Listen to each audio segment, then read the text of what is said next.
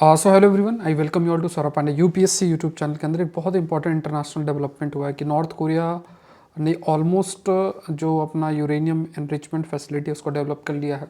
और वो जो पूरी की पूरी फैसिलिटी है, तो वहाँ के जो प्रेसिडेंट है उन्होंने विजिट भी किया और उसको फ़ोटो भी काफ़ी शेयर किया। तो इस पर हम लोग काफ़ी सारा चर्चा करेंगे। पहला तो ये डिस्कस करेंगे कि जो नॉर्थ कोरिया है उसका जो यूरेनियम एनरिचमेंट प्रोग्राम है उसको समझेंगे, उसका हिस्टोरिकल कंटेक्स्ट समझेंगे।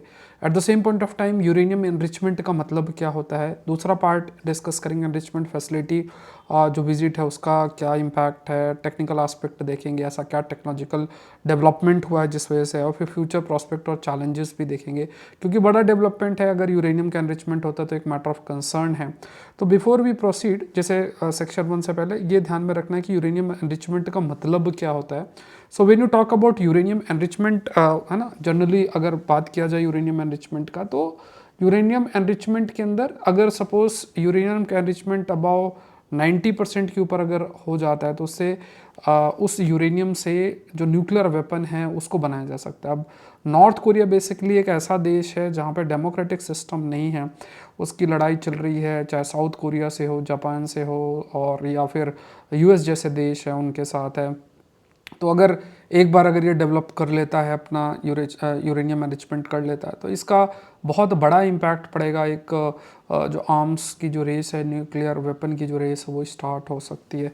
तो स्टार्टिंग में जब 1980s के अंदर देखा जाए तो 1980s का जो टाइम था उस समय काफ़ी प्रयास किया गया था। यूरेनियम एनरिचमेंट जो प्रोग्राम है उसकी शुरुआत भी की गई थी, और नॉर्थ कोरिया ने कोशिश की थी कि न्यूक्लियर जो टेक्नोलॉजी है उसको और वर्क किया जाए। फिर फर्दर कई सारी चीज़ों का देखा गया 1990s में, 2000 के अंदर काफ़ी चीज़ें हुई। और एक ये स्पेसिफिक आप ध्यान में रखना, that is Yong beyond nuclear scientific research centre. यहाँ पे सबसे ज़्यादा जो डेवलपमेंट है इसी सेंटर के अंदर आपका देखने को मिला। इंटरनेशनल लेवल पे भी, क्योंकि देखो चीज़ें इतना ज़्यादा ट्रांसपेरेंट नहीं है, तो ज़रूर से कहा गया कि पूरी स्क्रूटनी रखनी चाहिए, लेकिन इतना ज़्यादा स्क्रूटनी हुई नहीं है। और ये भी याद रखना है आपको कि non proliferation treaty 19 late 60s के अंदर साइन की गई थी, तो नॉर्थ कोरिया ने भी उसको साइन किया था। साइन करने का मतलब क्या हुआ कि नॉर्थ कोरिया ने कहा था कि न्यूक्लियर वेपन वो ना प्रोड्यूस करेगा, ना स्टॉक पाइलिंग करेगा, लेकिन उसने विड्रॉ कर लिया था। जो न्यूक्लियर नॉन प्रोलिफरेशन ट्रीटी है उससे 2003 में विड्रॉ कर लिया था।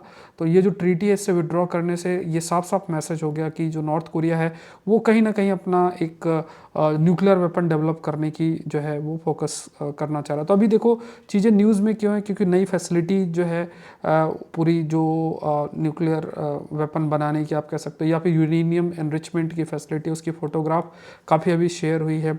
ये भी दिखाया गया है कि जो प्रोडक्शन कैपेसिटी वो काफ़ी इंप्रूवमेंट हुई। जब फोटो दिखाते हैं तो आसपास का इंफ्रास्ट्रक्चर भी एक मैसेज देता है, और वो इंफ्रास्ट्रक्चर कहीं ना कहीं हाईलाइट कर रहा है कि जो प्रोडक्शन कैपेसिटी है वो काफ़ी अधिक आपका इंक्रीज़ हो गई है यूरेनियम एनरिचमेंट के कंटेक्स्ट में।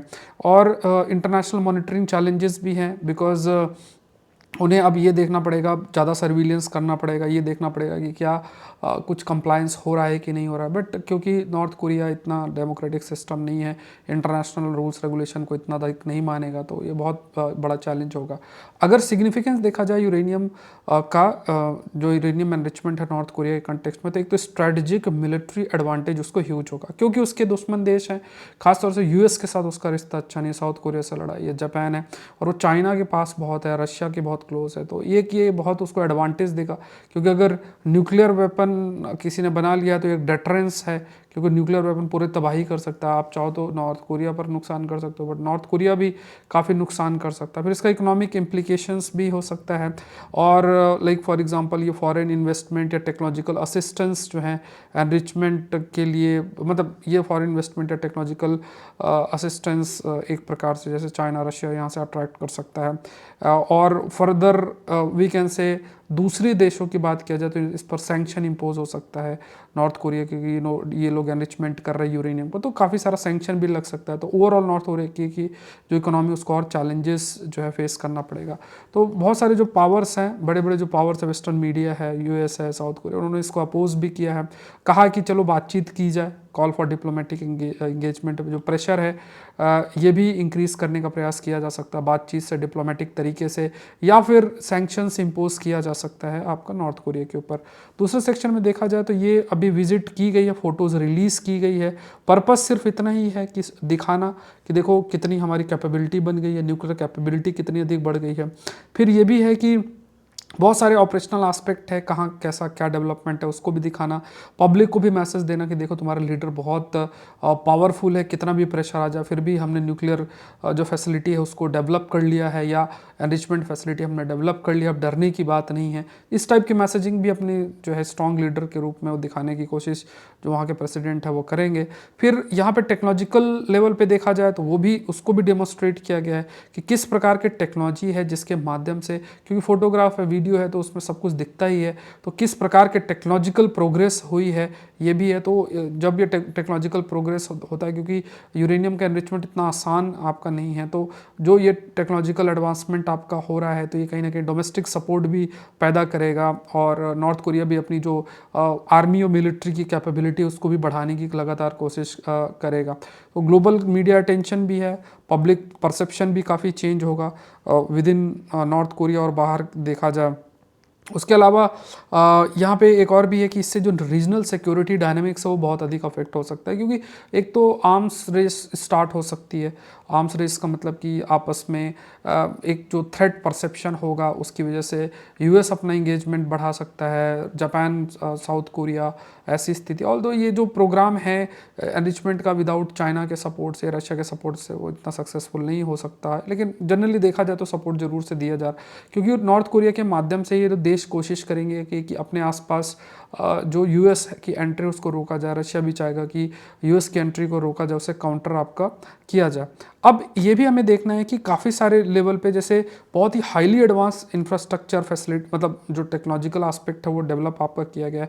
जैसे स्ट्रक्चरल जो डिज़ाइन आपकी उसमें है, उसमें एक बहुत जो कॉन्क्रीट वॉल्स हैं, वेंटिलेशन सिस्टम है, सेंट्रीफ्यूग टेक्नोलॉजी है, जो गैस सेंट्रीफ्यूग टेक्नोलॉजी जिसका इस्तेमाल किया जाता है, तो वो भी उसने शोकेस किया है, मतलब फोटोज़ में सारा विजिबल देखने को मिल रहा है। तो ये हाईली एडवांस टेक्नोलॉजीज़ हैं। उसके अलावा इसमें ऑटोमेटेड जो मॉनिटरिंग सिस्टम भी है, तो सेंट्रीफ्यूज टेक्नोलॉजी भी है, ऑटोमेटेड सिस्टम भी है, तो ये और रिसर्च एंड डेवलपमेंट कई इनिशिएटिव्स भी हैं प्रोडक्शन कैपेसिटी बढ़ाने के लिए। तो ये कहा गया कि जो न्यूक्लियर कैपेबिलिटी से रिलेटेड टेक्नोलॉजी उसको काफ़ी हाईली एडवांस लेवल तक जो है नॉर्थ कोरिया रीच कर रहा है। और यहाँ पे अगर जैसे देखा जाए एनरिचमेंट में क्या है कि जहाँ पे जो आइसोटोप्स आपके होते हैं, स्पेसिफिकली यूरेनियम 235 को उसको सेपरेट करना फ्रॉम यूरेनियम 238, और फिर फर्दर वो जो प्रोडक्शन है वेपन ग्रेड यूरेनियम का किया जा सकता है। तो इस टेक्नोलॉजी को भी दिखाया गया है कि हाँ, हम इस टेक्नोलॉजी को भी हमने डेवलप जो है वो एक तरीके से कर दिया। लेकिन थ्रेट एक साइबर सिक्योरिटी थ्रेट है, क्यों साइबर जैसे ईरान का न्यूक्लियर फैसिलिटी, उसमें कई साइबर थ्रेट जो है वो फेस किया, कई उसके जो न्यूक्लियर फैसिलिटीज़ हैं वो अफेक्ट भी की हुई थी, तो ये देखना है। फिर जो फिजिकल सिक्योरिटी प्रोटोकॉल्स भी बहुत स्ट्रॉन्ग है वो भी शोकेस किया गया कि पूरा आर्म गार्ड, सर्विलेंस कैमरा और ये सब प्रेजेंट है। साइबर सिक्योरिटी थ्रेट है जो उसको देखना पड़ेगा, मतलब एक टेक्नोलॉजिकल एक चैलेंज जरूर से है। सो पोटेंशियल लेवल पे देखा जाए तो जैसे एक तो टेक्नोलॉजिकल एडवांसमेंट है, फिर यूरेनियम का जो प्रोडक्शन है वो बढ़ेगा। इंटरनेशनल लेवल पे अगेन बहुत सारा एफर्ट लेना पड़ेगा, डिप्लोमेटिक एफर्ट्स लेने पड़ेंगे और प्रेशर जनरेट करना पड़ेगा, क्योंकि एक देश करेगा अगर कोई कदम नहीं उठाया जाएगा तो दूसरा भी इससे सीख के और वो भी करना जो है वो शुरू जो है वो करेगा। तो यही सारे पॉइंट्स इसमें आपका मेंशन्ड है, तो ये सारे पॉइंट्स आपको ध्यान में रखना है। और अगर सिविल सर्विस एग्जाम की तैयारी कर रहे हो तो आप मुझसे जरूर से जुड़ो सौरभ पांडे CSE ऐप के अंदर, और बहुत सारे इंपॉर्टेंट कोर्सेस आप द हिंदू सेशन आप लोग जरूर से देखो। इस UPSC स्पेसिफिक कंटेंट है, आपको लगेगा कि किस तरीके से IAS का कंटेंट होता है, तो यू विल अंडरस्टैंड। ये जैसे ये द हिंदू से ही डेली बेसिस में मैं आपको क्वेश्चंस प्रोवाइड करता हूँ, तो बहुत सारे कोर्सेस है, जैसे निबंध का कोर्स चल रहा है, और उसके बाद करंट अफेयर्स है, टेस्ट सीरीज़ है, ये टेस्ट सीरीज़ का चल रहा है, उसका बुक सीरीज़ है, जितनी भी एडवांस बुक्स हैं उनको भी कवर किया जा रहा है। तो अल्टीमेट कोर्स है सौरभ पांडे CSE ऐप, आप लोग जरूर से डाउनलोड करें। मिलता है नेक्स्ट सेशन में, चैनल को जरूर से सब्सक्राइब करें। Thank you everyone, thank you.